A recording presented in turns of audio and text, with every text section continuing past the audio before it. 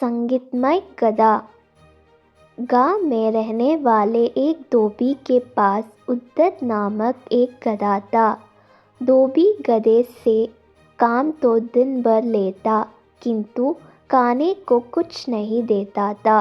हाँ, रात्रि के पहर वह उसे खुला अवश्य छोड़ देता था, ताकि इधर उधर घूमकर वह कुछ खा सके। गधा रात भर खाने की तलाश में भटकता रहता और धोबी की मार के डर से सुबह सुबह घर वापस आ जाया करता था।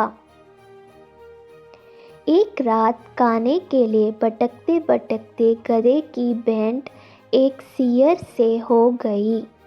सियर ने गधे से पूछा, मित्र, इतनी रात गए कहाँ भटक रहे हो? सियर के इस प्रश्न पर गधा उदास हो गया। उसने सियर को अपने व्यथा सुनाई। मित्र, मैं दिन भर अपनी पीठ पर कपड़े लाद कर घूमता हूँ। दिन भर की मेहनत के बाद भी धोबी मुझे खाने को कुछ नहीं देता, इसलिए मैं रात में खाने की तलाश में निकलता हूँ। आज मेरी किस्मत खराब है, मुझे खाने को कुछ भी नसीब नहीं हुआ। मैं इस जीवन से तंग आ चुका हूँ। गधे की व्यथा सुनकर सियर को तरस आ गया। वह उसे सब्जियों के एक खेत में ले गया। ढेर सारी सब्जियां देखकर गधा बहुत खुश हुआ। उसने वहां पेट भरकर सब्जियां खाई और सियर को धन्यवाद देकर वापस धोबी के पास आ गया। उस दिन के बाद से गधा और सियर रात में सब्जियों के उस खेत में मिलने लगे।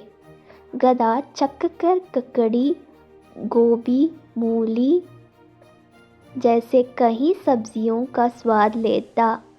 धीरे धीरे उसका शरीर बढ़ने लगा और वह मोटा ताज़ा हो गया। अब वह अपना दुख भूलकर मज़े में रहने लगा। एक रात पेट पर सब्जियां खाने के बाद गधे मदमस्त हो गया।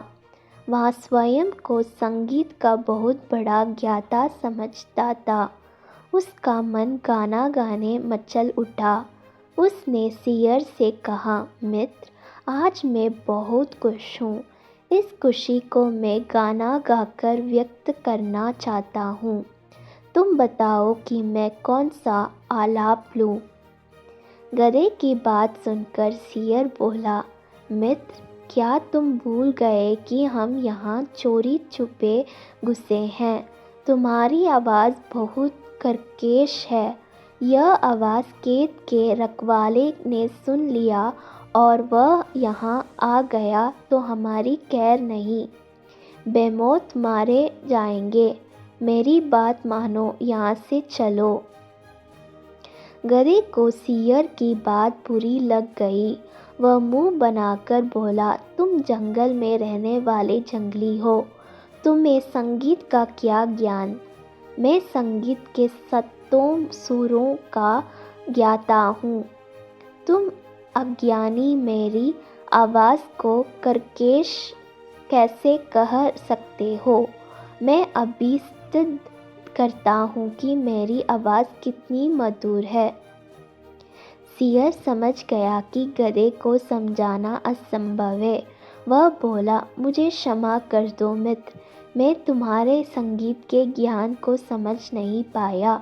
तुम यहाँ गाना गाओ, मैं बाहर खड़ा होकर रखवाली करता हूँ। कतरा बांधकर मैं तुम्हें आगाह कर दूंगा। इतना कहकर सियर बाहर जाकर एक पेड़ के पीछे छुप गया। गधा खेत के बीचों बीच खड़ा होकर अपनी कर्कश आवाज़ में रेंकने लगा। उसके रेंकने की आवाज़ जब खेत के रखवाले के कानों में पड़ी तो वह भागा भागा खेत की ओर और आने लगा। सियर ने जब उसे खेत की ओर आते देखा तो गधे को चेताने का प्रयास किया, लेकिन रेंकने में मस्त गधे ने उस और ध्यान ही नहीं दिया। सियर क्या करता, वह अपनी जान बचाकर वहाँ से भाग गया। इधर खेत के रखवाले ने जब गधे को अपने खेत में रेंगते हुए देखा तो उसे दबोच कर उसकी जमकर धुनाया की। गधे के संगीत का भूत उतर गया और वह पछताने लगा कि उसने अपने मित्र सियर की बात क्यों नहीं मानी।